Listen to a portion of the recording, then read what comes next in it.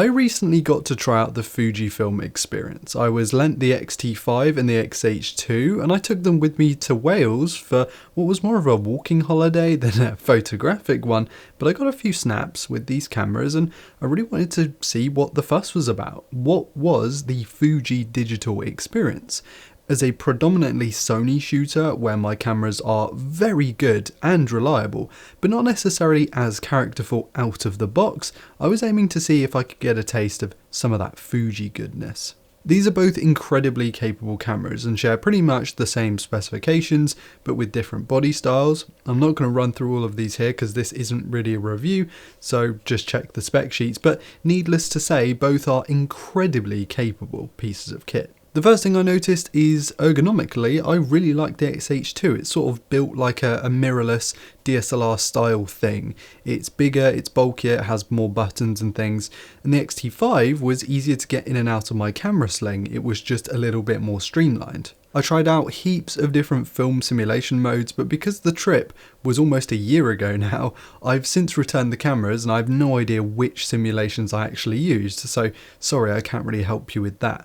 The simulations themselves, the film simulations, are really what sell these and other Fujifilm cameras versus the competition, I think, Nikon, Canon, Sony, that kind of thing, because where you might find better value with those products in terms of specs and features, you don't get the built-in film simulations which you do with the Fujis. And as someone who really isn't that good at editing photos yet, and I am working on it, I think they offer a pretty unique value proposition versus the competition. They give your images more character, more interest than if you were to shoot a standard JPEG from pretty much any other camera right out of the box with no editing. And of course a lot of what makes a good photograph is in fact the editing process with Lightroom or the equivalent software. It's one of those things that really separates someone who is a starting photographer from someone who's really good. Of course, composition, lighting, nailing your exposure, all really important things. But what can make a good photo exquisite really comes down to Lightroom and just being able to play with the colors just how you want to. And that's pretty difficult stuff. I've done some reframing and leveling in software here with some of these images, but other than that, they are all standard unfettered JPEGs from the two cameras, and I like how characterful they've come out without the need for me to be a master of Lightroom. They very much are very nice looking JPEGs. As you can tell by the shots, I am not a particularly skilled photographer.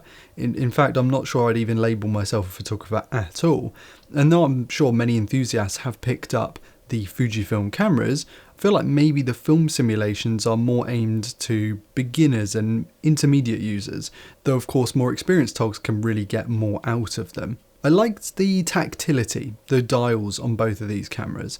In particular, I love the X-T5, it just felt really nice in the hand despite the fact the grip was absolutely tiny, way too small for most people's hands.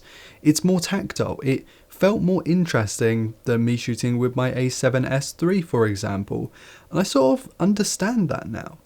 The menus are a bit rubbish, I can't lie, and that's coming from a Sony shooter by the way. Not fan of the Fuji menu software system, but it's usable I guess, and I'm sure it's very popular so most people are able to get on with it. And the video capabilities, which weren't the thing I was really looking for with these cameras, although very important to I'm sure a lot of people. I have other cameras like Sony's here so I can just shoot video on those. I shot a couple of videos on my main channel with the Fujifilms just to really get a feel for them, and I was really impressed with the image quality. I'm not sure why I was expecting less than that, but sure. And the lovely Fuji colours out of the box just really made some of the phones pop in the videos. I'm not sure it's the best overall video capture experience as a whole. Focusing was a bit of a pig with the first party lenses. I'm not sure I'd use one of these as my main video camera over my Sony's.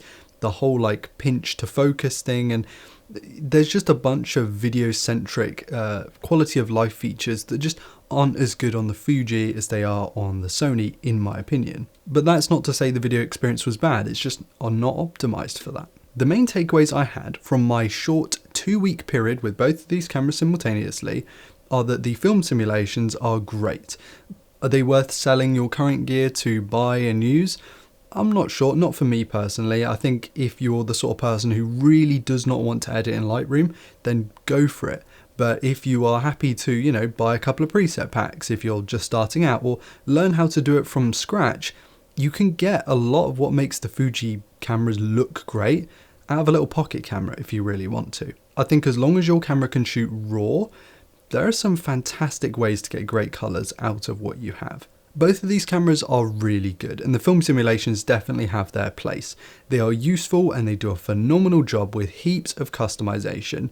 I thoroughly enjoyed using them, and I can see why a huge chunk of the internet has seemingly opted to switch to Fuji. I think if it was me, maybe I'd go X-T5 just for the stills because I love those dials and the feeling in the hand, but for now I'm sticking with what I have. I'm really glad I got to scratch that itch because I've been eyeing up these cameras for an awfully long time, and I want to thank Fujifilm for lending them to me along with the 23 and the 56mm primes. I'm not sponsored, by the way, they just lent them to me for a couple of weeks and I really appreciate that. The Fujifilm experience is real and I totally get it now, but it's not for everyone, and that's just fine.